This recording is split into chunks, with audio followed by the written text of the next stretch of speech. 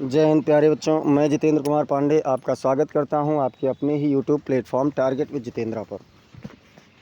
प्यारे बच्चों, आज हम लोग कक्षा 12 की इंग्लिश में एक बहुत ही महत्वपूर्ण टॉपिक पढ़ने जा रहे हैं, Indigo.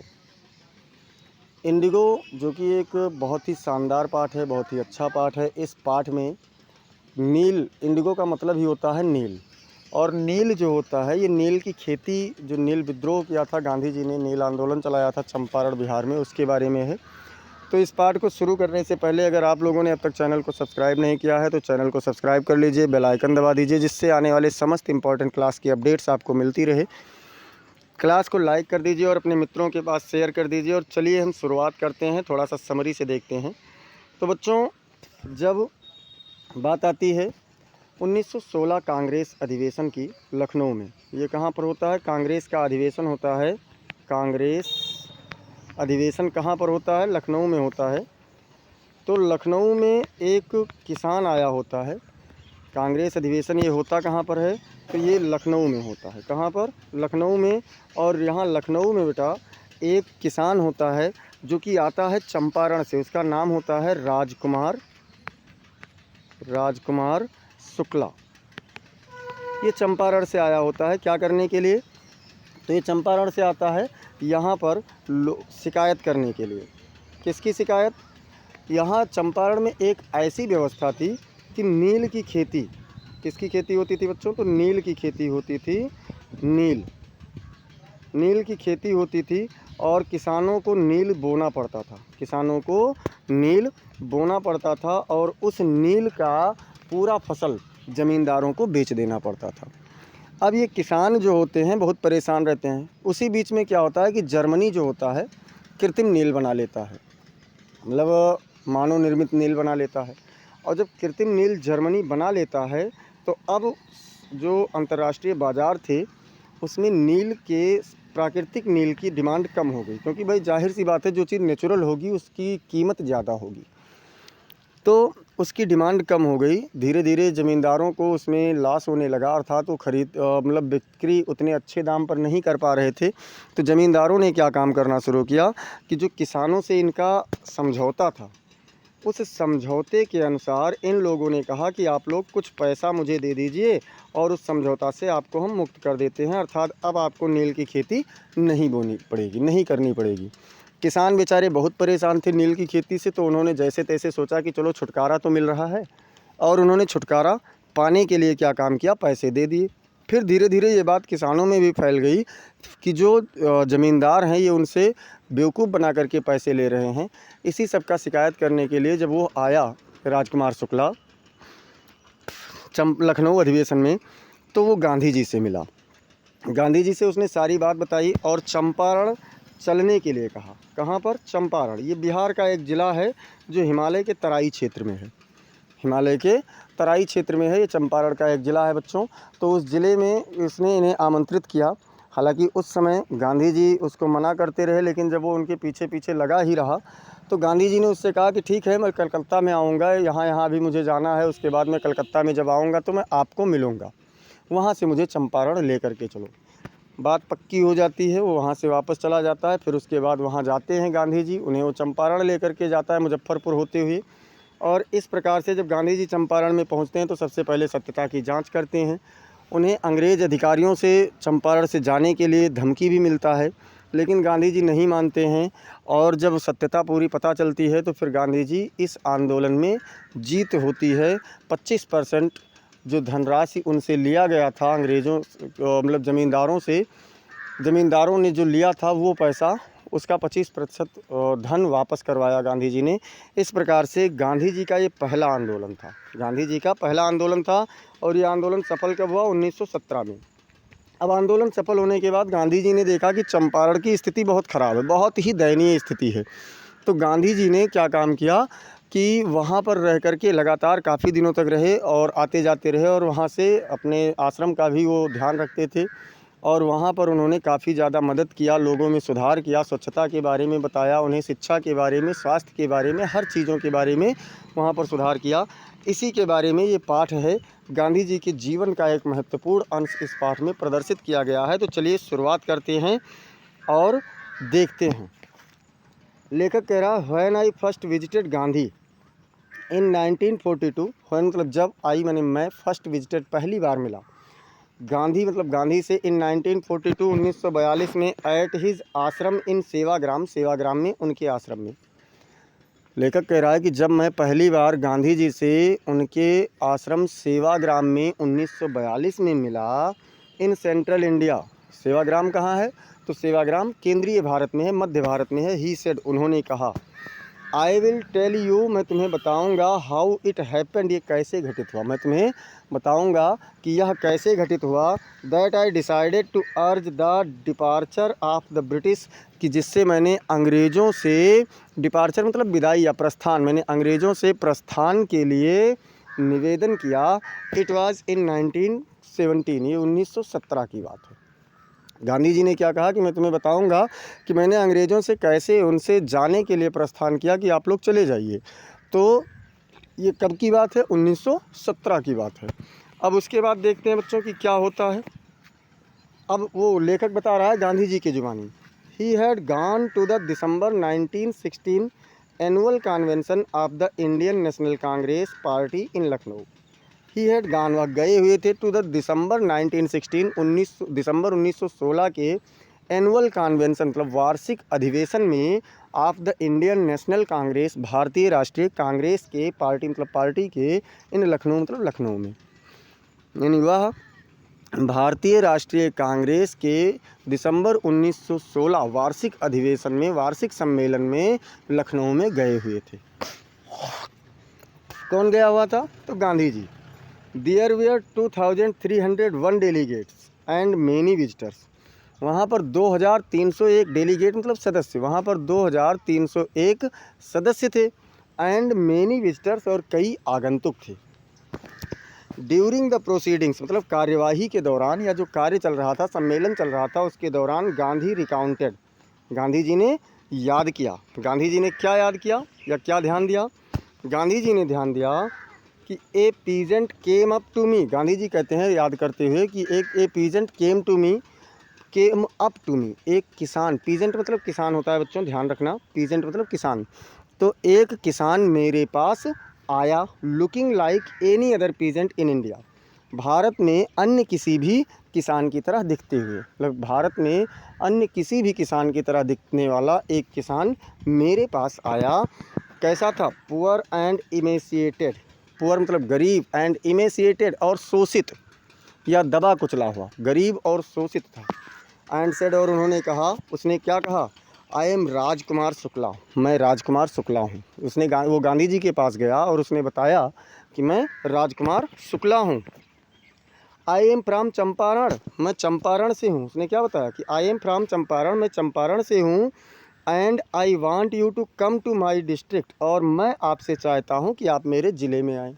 Come to my district मतलब आप मेरे ज़िले में आएँ। क्या कहा कि और मैं चाहता हूँ कि आप मेरे ज़िले में आएँ। Gandhi had never heard of the place, Gandhi had never, Gandhi ji ने कभी नहीं, हियर्ड मतलब सुना था, गांधी जी ने कभी नहीं सुना था ऑफ द प्लेस उस स्थान के बारे में। क्या कहा कि गांधी जी ने उस स्थान के बारे में कभी भी नहीं सुना था।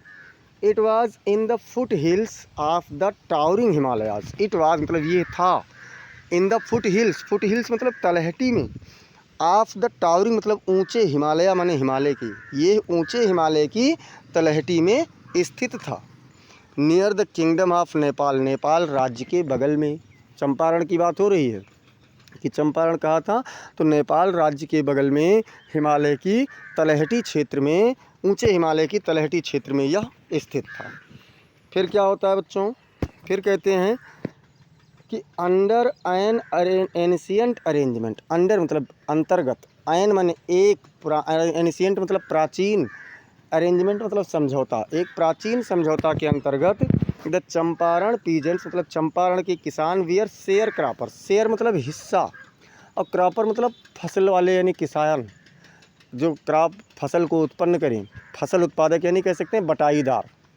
जैसे अपने यहाँ क्या होता है बटाईदार, खेत अपना है, खेत मान लीजिए मेरा है और हमने किसी को दे दिया है, अब उसमें से फसल का मैं हिस्सा केवल ले लेता हूँ और उसमें उसको मतलब मुझे ना तो कुछ उसमें करना है, ना ही कोई भर्ती लगानी है, कोई पूंजी लगाना है। तो ऐसे ही एक पुराने समझौते के अंतर्गत चंपारण के किसान बटाईदार थे। Rajkumar Shukla was one of them, Rajkumar Shukla उनमें से एक था। ही वाज इलिटरेट, इलिटरेट मतलब होता है निरक्षर, मतलब पढ़ा लिखा नहीं था, वह निरक्षर था, बट रिजोल्यूट बल्कि लेकिन वह निरक्षर तो था लेकिन दृढ़ संकल्प वाला था, समझदार था। He had come to the Congress session, वह कांग्रेस की सम्मेलन में आया था, टू कंप्लेन शिकायत करने, अबाउट द इनजस्टिस अन्याय के बारे में, ऑफ द लैंडलॉर्ड मतलब जमींदारी सिस्टम माने प्रथा, इन बिहार माने बिहार के, वह बिहार में जमींदारी प्रथा का शिकायत करने के लिए कांग्रेस के इस सम्मेलन में आया हुआ था। And somebody had probably said, and और समबडी मतलब किसी ने, हैड सेड मतलब कहा था, प्रोबेबली मतलब संभवतः, और संभवतः किसी ने कहा था, क्या कहा था, स्पीक टू गांधी, किसी ने उससे कहा कि जाओ गांधी जी से बात करो, गांधी जी से बोलो। तो अब क्या होता है बच्चों, देखते हैं कि वो क्या करते हैं। गांधी टोल्ड शुक्ला, गांधी जी ने शुक्ला जी को बताया कि ही हैड एन अपॉइंटमेंट इन कानपुर, ये कानपुर लिखा है कि उनका एक मतलब नियत तिथि या कह सकते हैं मिलने की तिथि कानपुर में थी। And was also committed to go to other parts of India, और उन्होंने भारत के अन्य हिस्सों में जाने की भी बात को सम्मिलित किया। उन्होंने क्या किया, भारत के अन्य हिस्सों में जाने की बात को भी सम्मिलित किया। Shukla accompanied him everywhere, Shukla भी कम नहीं था, गांधी जी ने उससे बहाना तो मारा कि उन्हें कहाँ कहाँ जाना है, यहाँ जाना है, वहाँ जाना है, वहाँ जाना है, इस तरीके से बहुत सारे बहाने बताए लेकिन शुक्ला एकम्पनीड मतलब साथ में रहा, हिम माने उनके, एवरीवेयर प्रत्येक जगह, लेकिन शुक्ला प्रत्येक जगह उनके साथ रहा। Then Gandhi return to his ashram, अब क्या हुआ, गांधी जी फिर अपने आश्रम चले गए, नियर अहमदाबाद, अहमदाबाद के पास। फिर गांधी जी अहमदाबाद के पास अपने आश्रम में चले गए। Shukla followed him to the ashram, Shukla भी कम नहीं था, उसने कहा कि जहाँ जहाँ जाओगे वहाँ वहाँ मैं जाऊँगा। ठीक है, तो क्या किया, शुक्ला भी उनके साथ साथ उनके पीछे तक आश्रम, पीछे आश्रम तक चला गया। फॉर वीक्स, कई सप्ताह तक he never left Gandhi sides, उसने कभी भी गांधी जी का साथ छोड़ा ही नहीं, उसने कई सप्ताह तक कभी भी गांधी जी का साथ बिल्कुल भी नहीं छोड़ा, है ना, कि वही था कि तुम चाहे जहाँ रहोगे मैं भी तुम्हारे साथ ही रहूँगा। बहुत गजब का याराना निभाया, गांधी जी उससे प्रभावित हुए और वो साथ साथ रहता था तो और कुछ नहीं करता, बस यही कहता फिक्स ये डेट, मतलब एक तिथि निर्धारित कीजिए, किसी दिन आइए, ही बेग्ड, वह निवेदन करता था, वह यही कहता था कि एक तिथि आप निर्धारित कर दीजिए, कोई तारीख बता दीजिए। Impressed by the share croppers tenacity, tenacity मतलब धैर्य, क्षमता, उस बटाईदार की क्षमता से, उसकी धैर्य से प्रभावित हो करके, एंड स्टोरी और कहानी से, गांधी जी ने कहा, मतलब उस बटाईदार के धैर्य और कहानी से प्रभावित होकर के गांधी जी ने कहा, गांधी जी ने अब उसे बताया, जब कई दिनों तक उनके साथ रहा, कई सप्ताह तक रहा, तो भैया कहीं ना कहीं कहते हैं ना कि करत करत अभ्यास ते जड़मति होत सुजान, और रस्सी आवत जात ते सिल पर पड़त निशान। तो जब गांधी जी के साथ साथ लगा रहा तो पत्थर पर भी रस्सी आने जाने से निशान पड़ जाता है, तो गांधी जी भी पसीज गए और उन्होंने क्या कहा, I have to be in Calcutta on such and such a date, कि मुझे फला फला तिथि में या इस तारीख में कलकत्ता में रहना है। कम एंड मीट मी, आओ और मुझसे मिलो, and take me from there, और मुझे वहाँ से लेकर चलो। गांधी जी ने क्या कहा कि मुझे कलकत्ता में फला फला डेट में रहना है, आओ मुझसे मिलो और मुझे वहाँ से ले चलो। मंथ्स पास्ड, महीनों बीत गए, मंथ्स पास्ड मतलब महीनों बीत गए। Shukla was sitting on his haunches, haunches मतलब कूल्हा, हंच मतलब कूल्हा, शुक्ला अपने कूल्हों के बल बैठा रहा, at the appointed spot in Calcutta, Calcutta में उस नियुक्त स्थान पर, निर्धारित स्थान पर, शुक्ला उस निर्धारित स्थान पर अपने कूल्हों के बल बैठा रहा। व्हेन गांधी अराइव्ड, जब गांधी जी पहुँचे। He waited till Gandhi was free, उसने गांधी जी के स्वतंत्र होने तक उनका इंतज़ार किया, कि जब तक ये स्वतंत्र नहीं हो जाते हैं अर्थात फ्री नहीं हो जाते हैं तब तक वो उनका इंतज़ार किया, उनके साथ साथ रहा। Then the two of them boarded a train, फिर उनमें से दोनों, टू ऑफ देम मतलब वह दोनों, फिर उनमें से दोनों या कह सकते हैं वह दोनों ट्रेन में चढ़े for the city of Patna in Bihar, Bihar में पटना शहर के लिए। फिर वह दोनों बिहार में पटना शहर के लिए एक ट्रेन में बैठे चढ़े। अब वहाँ पर जब ट्रेन में चढ़े तब क्या हुआ बच्चों, तो अब देखते हैं कि क्यों चढ़े। There Shukla led him to the house of a lawyer named Rajendra Prasad. वहाँ पर शुक्ला उन्हें राजेंद्र प्रसाद नामक एक वकील के घर लेकर के गया। कहाँ लेकर के गया? एक वकील के घर ले गया जिनका नाम राजेंद्र प्रसाद था। Who letter became president of the Congress party end of India, जो बाद में कांग्रेस पार्टी के और भारत के अध्यक्ष बने, अर्थात राष्ट्रपति बने। Rajendra Prasad was out of town, town मतलब कस्बा, शहर, तो राजेंद्र प्रसाद उस शहर से, उस कस्बे से बाहर थे। But the servants knew Shukla as a poor yeoman, yeoman मतलब भी किसान होता है, लेकिन नौकर शुक्ला को एक गरीब किसान के रूप में जानते थे। Who pestered their master to help the indigo sharecroppers, who pestered जो परेशान किया करता था, दियर मास्टर उनके मालिक को, to help the indigo sharecroppers नील बटाईदारों की मदद करने के लिए। मतलब वो किसान जो उसके यहाँ राजेंद्र प्रसाद जी के यहाँ जो नौकर थे, वो शुक्ला को जानते थे कि ये एक गरीब किसान है और कैसा किसान है, जो उनके मालिक को नील बटाईदारों की मदद करने के लिए बार बार परेशान किया करता था। इसलिए उन्होंने क्या किया, so they let him stay on the grounds with his companion, so इसलिए दे लेट हिम स्टे, उन्होंने ठहरने दिया, उसे ठहरने दिया ऑन द ग्राउंड्स मतलब ज़मीन पर, विद हिज कंपेनियन अपने साथी के साथ। इसलिए उन्होंने उसे उसके साथी के साथ अर्थात गांधी जी के साथ उन्हें ज़मीन पर ठहरने दिया। Gandhi whom they took to be another peasant, जिन्हें मतलब गांधी जी को उन्होंने क्या समझा कि ये भी एक दूसरे किसान है। took to be another peasant मतलब एक दूसरा किसान के रूप में उन्होंने उसे समझा। But Gandhi was not permitted to draw water from the well, लेकिन गांधी जी को कुएं से पानी निकालने की अनुमति नहीं दी गई, क्योंकि वह राजकुमार शुक्ला को जानते थे कि ये किसान है, शुक्ला है, पंडित है, ब्राह्मण है, लेकिन गांधी जी को नहीं जानते थे। इसलिए उन्होंने गांधी जी को अनुमति बिल्कुल भी नहीं दी। लेस्ट कहीं ऐसा ना हो कि some drops from his bucket pollute the entire source, कहीं ऐसा ना हो कि उनके बाल्टी की पानी की कुछ बूंदें पूरे कुएं को प्रदूषित कर दें। क्योंकि पहले क्या होता था बच्चों, छुआछूत वाली बीमारी बहुत थी। बीमारी मतलब ये कि लोगों में जातिगत भेदभाव बहुत था, नीच जाति ऊंच जाति, तो उसी के लिए कह रहे हैं कि वहाँ पर उनके नौकरों ने सोचा कि कहीं ऐसा ना हो ये कोई नीच जाति का व्यक्ति हो और कुएं में से अपनी बाल्टी से पानी निकाले और पता लगे कि पूरे कुएं के पानी को प्रदूषित कर दे। हाउ डिड दे नो, वह कैसे जानते, that he was not an untouchable, कि वह एक अछूत नहीं थे। वह कैसे जानते कि वह एक अछूत व्यक्ति नहीं थे।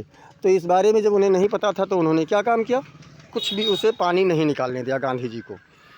अब देखते हो, Gandhi decided to go first to Muzaffarpur, Gandhi ji ने सबसे पहले मुजफ्फरपुर जाने का निर्णय किया। कहाँ जाने का? मुजफ्फरपुर, पटना से मुजफ्फरपुर पहुँचे। Which was in route to Champaran, जो चंपारण के रास्ते में था। वो गांधी जी ने वहाँ से पटना से मुजफ्फरपुर जाने का निर्णय लिया, जो कहाँ था, तो जो पटना के रास्ते में था, चंपारण के रास्ते में था। To obtain more complete information about conditions, मतलब उन परिस्थितियों के बारे में और अधिक पूरी जानकारी प्राप्त करने के लिए, पूरी सूचना प्राप्त करने के लिए वहाँ पर गए। Then Shukla was capable of imparting, जो उन्हें शुक्ला दे पाया था उसकी अपेक्षा और अधिक जानकारी लेना चाहते थे Gandhi ji. He accordingly sent a telegram to professor J B. Kripalani, accordingly मतलब इस क्रम में उन्होंने प्रोफेसर जे.बी. कृपलानी को एक संदेश भेजा। Of the arts college in Muzaffarpur, जो मुजफ्फरपुर के आर्ट्स कॉलेज में एक प्रवक्ता थे, उनके पास उन्होंने संदेश भेजा। फिर क्या होता है, whom he had seen at Tagore Shanti Niketan school, जिन्हें उन्होंने टैगोर के शांति निकेतन स्कूल में देखा था, जिन्हें उन्होंने कहाँ देखा था, टैगोर के शांति निकेतन स्कूल में देखा था।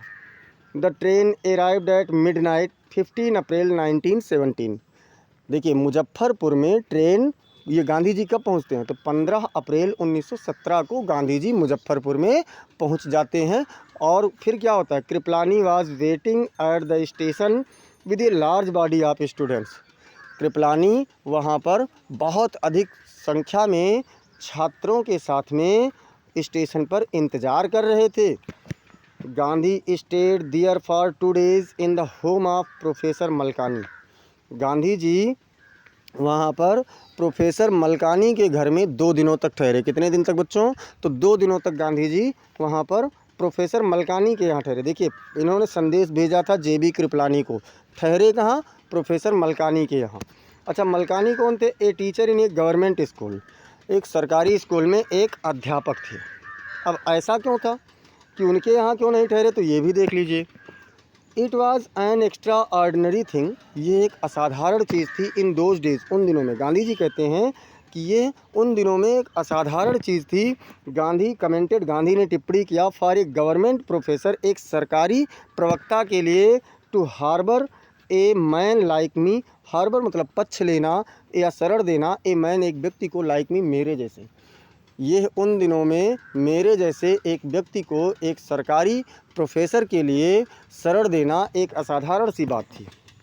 इन स्मॉलर लोकेलिटीज़, छोटे छोटे स्थानों में, the Indians we are afraid, मतलब जो इंडियंस यानी भारतीय लोग थे, वी आर ऑफरेड डरे हुए थे, टू शो सिंपथी सहानुभूति दिखाने से, for advocates of the home rule, मतलब जो होम रूल की पॉलिसी के समर्थक थे, यानी कि गृह शासन, या कह सकते हैं कि अपने स्वशासन के नीति के जो समर्थक थे, उनके साथ में या उनके लिए कोई भी सहानुभूति दिखाने से जितने भी लोग थे वे सभी डरते थे छोटे छोटे स्थानों में।